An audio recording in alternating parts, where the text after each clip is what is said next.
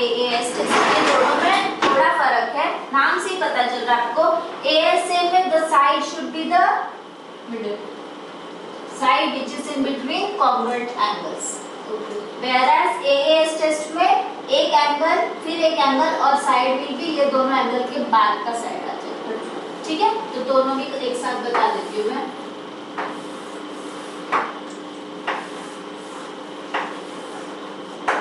This is ABC PQR और यहाँ पे AAS के लिए अलग से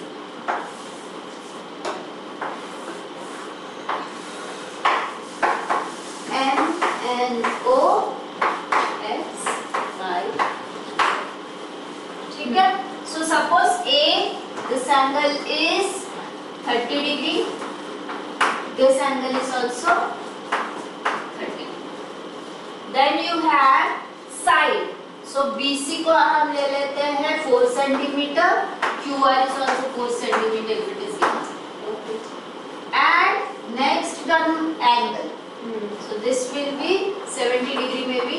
So this is also 70. So मतलब बीच में क्या होना चाहिए, उसके दोनों बीच में साइड होनी चाहिए, बीच में साइड होना चाहिए और दोनों साइड में एंगल।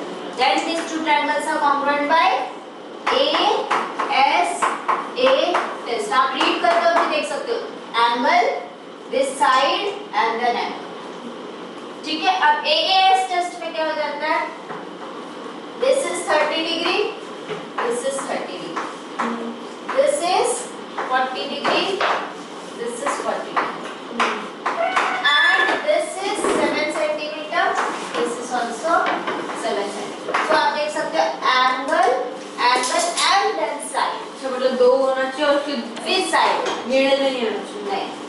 अब ये एंगल, एंगल इधर का साइड भी हो सकता है, एंगल, एंगल इधर का साइड भी हो सकता है, ठीक है। बस ये बीच वाले साइड में। So this will be by AAS test. हाँ, मुझे क्वेश्चन था, अगर उन्होंने एक हमको दो ट्रायंगल दिया और पूछा ये कॉन्ग्रुएंट है, प्रूव करके दिखाओ, तो हम इनमें से कोई भी एक टेस्ट आपको क्राइटेरिया क्या क्या गिवन है, हाँ क्वेश्चन में क्या क्या गिवन है। अभी ये सब मैंने गिवन दिया है ना, जो भी गिवन है उसके हिसाब से आपको देख के पता करना है कि कौन सा टेस्ट अप्लाई है। ये सब टेस्ट एकदम से याद रखनी पड़ेगी। हाँ ऑफ कोर्स आपको ये टेस्ट याद रखनी पड़ेगी। अब समझ में आ गया, हाँ। ये समझ में आ गया। ASA और AAS टेस्ट लास्ट वाला टेस्ट करेंगे। और जैसे मैंने अभी इसके पहले वाला सब में दिखाया तो वैसे आपको स्टेप्स दिखाना है पूरा प्रूव करके।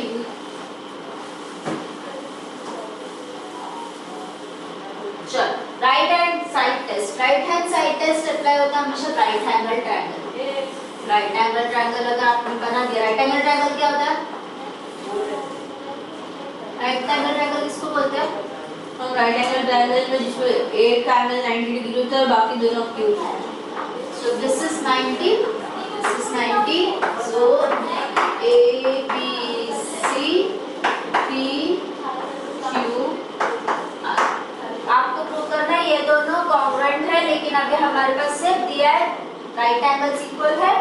अब right angle right hand side test RHS test से कॉन्ग्रुएंट होने के लिए एक तो होना चाहिए दोनों 90 डिग्री, दूसरा दोनों का हाइपोटेन्यूज इक्वल होना चाहिए। पता है इसमें से हाइपोटेन्यूज कौन सा है? ये ट्रायंगल का हाइपोटेन्यूज कौन सा है? मैम AC और इसका कौन सा है? PR। So if AC is 5 centimeter और PR भी 5 centimeter है, and you need one more side. This side can be this and this also, or this and this also. कोई भी एक और साइड चाहिए। So maybe हम कंसीडर कर रहे हैं BC is equals to QR, that is 3 centimeter. तो क्या क्राइटेरिया होना चाहिए? One should be 90 degree, right angle triangle होना चाहिए दोनों की, hypotenuse should be equal and one side should be equal. इसके लिए right angle, hypotenuse, side test. नीम भी इसके लिए RHS टेस्ट है, right angle, hypotenuse and side test. समझ में आ गया? तो सारे के सारे टेस्ट समझ में आ गए, तो आप ये समझ करेंगे। ये पूरा आपको ध्यान रखना है, तो ही आपको ये पूरा चैप्टर समझ में आएगा। उसमें और कुछ नहीं है, चैप्टर में इतना ही चीज है। सब कुछ कांसेप्ट अगर क्लियर है तो आपको ये चैप्टर इजी हो जाएगा।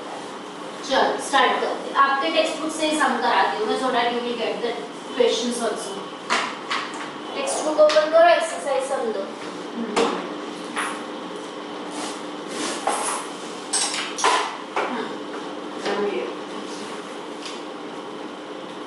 चलो ये वाला हम ऑलरेडी पहले एक बार कर लेंगे। क्या दिया है यहाँ पे, क्वेश्चन रीड करो। Find the equal sides and equal angles in the following pairs of triangle. Give reason to justify your answer. Determine the correspondence between the two triangles which give the congruence. ठीक है, तो मतलब find the equal side and equal angles in the following pairs of triangle, ऐसा पूछा है ना।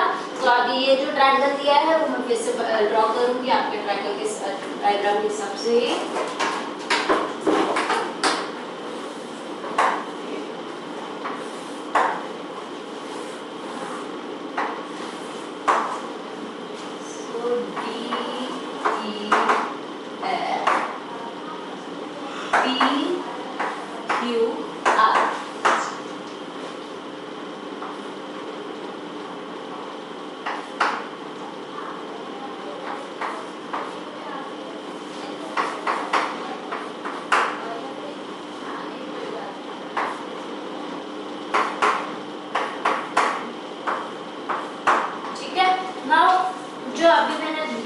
इसमें ये जो साइंस दिख रहे हैं, this means if you have one line on this and same one line on this, that means these two sides are equal। ठीक है, सिमिलरली अब बाकी के दो साइड्स बताओ कौन से इक्वल है एज पर डायग्राम, DE और QR और DF और PQ। Correct. So as per given condition EF is equals to PQ, DE is equals to QR and DF is equals to PR। Also they have given angles में भी देखो दिया है। Angles में क्या है? ये देखो यहाँ पे एक दिया है, यहाँ पे भी एक दिया है एंड यहाँ पे दो साइन दिया है, यहाँ पे भी दो साइन दिया है। सो एंगल्स भी इक्वल दिए, ठीक है। So angle DEF is equals to which angle? Angle PQR। Similarly दूसरा पेयर बताओ कौन सा इक्वल है? Angle EDF equals to angle QRP। ठीक है, और क्या पूछा हम लोगों ने, कौन से साइड इक्वल है, एंगल इक्वल है बताने को बोला, वो हमने बता दिया। Give reason to justify your answer, तो ये तो ऑलरेडी गिवन है सारे आपको, ठीक है। Determine the correspondence between the two triangles which gives a congruency. So अभी आपको इसका नेम बताना है, बट मैं इसको समझा नहीं क्या, मतलब आपको बताना है कि ये इक्वल है, क्वेश्चन में दिया है। ये दोनों ट्रायंगल अलग होने चाहिए, अलग है। नहीं, हमने देखो फर्स्ट टर्म में क्या किया था, उस तरफ ऐसे अलग अलग दिख रहे थे। हाँ। लेकिन अगर ये साइड और ये साइड इक्वल है, हाँ। ये साइड और ये साइड इक्वल है, और ये साइड और ये साइड इक्वल है, then I told you they are congruent by which test? अगर तीन कॉरेस्पॉन्डिंग साइड्स इक्वल है आपस में, SSS टेस्ट, तो ये दोनों भी SSS टेस्ट से इक्वल है। So basically if you take this and इसको ऐसे फ्लिप करके हम अपने को अपना ट्रायंगल दे सकते हो।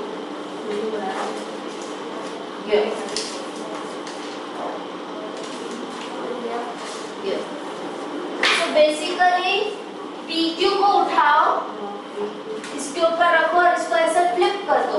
So you will have QR on this side and PR on the bottom। तो अब ये ऐसा है, तो इसको जो फ्लिप किया था ऐसा, हाँ बैठ गया ना, एग्जैक्टली इक्वल वही किया यहाँ पे भी। Two corresponding the corresponding angle should be equal। हाँ, एंगल भी इक्वल आ ही जाएंगे ना, यहाँ मतलब वो corresponding एंगल भी इक्वल आ ही जाएंगे, will be equal, ठीक है। if two triangles are congruent, तो इधर तीन नंबर दिए हैं और इधर भी सेम तीन नंबर दिए, तो वो कॉन्ग्रुएंट हो गए। अब यहाँ पे कॉन्ग्रुएंसी को अलग अलग टेस्ट लिख सकते हैं हम लोग। कौन सा टेस्ट हो जाएगा? एक तो हमारे पास तीनों साइड इक्वल है, so first will be if this three sides are equal, so triangle का नेम पहले बता दो। EDF is equals to is congruent to QPR। What how P E के इक्वल Q है, ये करेक्ट है। D के इक्वल कौन सा एंगल है? R। तो डी के जगह पे यहाँ पे आर होना चाहिए। करस्पॉन्डिंग साइज करस्पॉन्डिंग एंगल तभी होता है। तो बच्चा क्या अभी अच्छा मतलब करस्पॉन्डिंग दिखाते टाइम भी लिखना पड़ेगा। हाँ ठीक है, तो ही आप एंगल करेक्ट लिखोगे कि बाद में जाके जब भी आपको एंगल्स प्रूव करना पड़ेगा, अगर आपने ये करस्पॉन्डिंग बराबर नहीं लिखा तो एंगल गलत लिख दोगे। ठीक है, सो दिस अगर आपने ये 3 रीजन लिखा, first you will write this 3 steps and reason लिखोगे given and then you will say therefore triangles are congruent and यहाँ पे लिखेंगे by SSS test। ठीक है, इसके बाद में ये वाला बाद में लिखना है, ये मैं बता दूँ ये वाला भी। ये फर्स्ट पार्ट हो जाएगा, इसी में कंटिन्यूस आप नेक्स्ट लिखोगे। और भी अलग अलग टेस्ट हो सकते हैं हमारे पास क्योंकि एंगल्स भी इक्वल दिए हैं। So you will take side DE, ये सेकंड पार्ट उसी में आगे is equals to PQ नहीं DE is equals to what QR, side DF is equals to PR and angle इन दोनों साइड के बीच का एंगल कौन सा है? D। Angle EDF is equals to angle QRP। सबके लिए रीजन गिवन ही है सारे। Therefore triangles are congruent। यहाँ पे कौन सा टेस्ट आ जाएगा बताओ? EDF congruent to triangle QRP, लेकिन टेस्ट कौन सा आ जाएगा बताओ यहाँ पे? टेस्ट तो साइड इनके बीच का एंगल EDF मतलब एंड PR वाला DF वाला। तो कौन सा टेस्ट है? This side angle side. So कौन सा टेस्ट आ गया? Side angle side means SAS test. ये हो गया सेकंड टेस्ट। थर्ड और एक टेस्ट से भी कॉन्ग्रुएंसी प्रूव कर सकते हो। Angle E that is DEF is equals to angle PQR। फिर you have this DE is equals to QR, then you have angle D is equals to angle R. Do you understand now? हाँ. Therefore triangles are congruent by ASA test. DE side है S और ASA test. Ma'am ASA हाँ है ना? Ma'am but जो वो है ना ये तो एंगल है E। हाँ ये एंगल साइड एंगल है ना, इसलिए A बोला मैंने। हाँ ASA हाँ ASA टेस्ट। हाँ ठीक करेक्ट। ये थर्ड टेस्ट हो गया। और एक टेस्ट भी हो जाएगा, जैसे ये AAS टेस्ट है।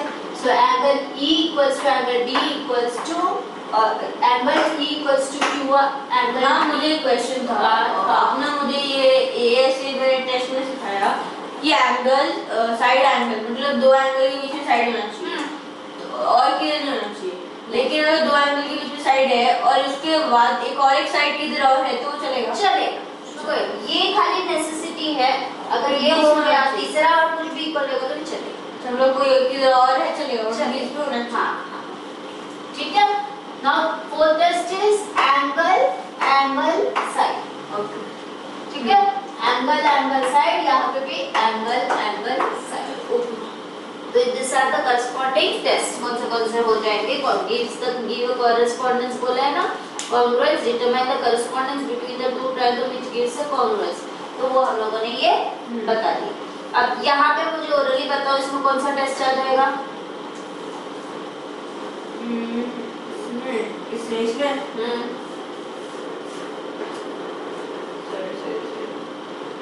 पहले SSS टेस्ट आएगा। SSS दिया है, हाँ SSS आ जाएगा। फिर उसके बाद इसमें आएगा this and this is almost same क्योंकि यहाँ पे भी दो एंगल इक्वल दिए और तीन साइड यहाँ पे भी एंगल साइड मतलब AAS हाँ, और AS से भी आ जाएगा। नहीं मैम AS 4 सेंटीमीटर वाला 45, तो वैसे ही A 4 सेंटीमीटर वाला 45। Okay AS ma'am but side तो दो होता है ना। AS से टेस्ट में एक ही साइड होगा ना, दो एंगल आएंगे। हाँ ठीक है, तो बीच में लिखा होना चाहिए। तो ये समझ में आ गया। एक काम करो, ये खाली कॉपी डाउन करो, 2 टेस्ट मैंने लिख के दिए, बाकी तो आप खुद से लिखोगे। और हम लोग फिर नेक्स्ट वाले सामने जाते हैं। पहले आप ये कॉपी डाउन करो।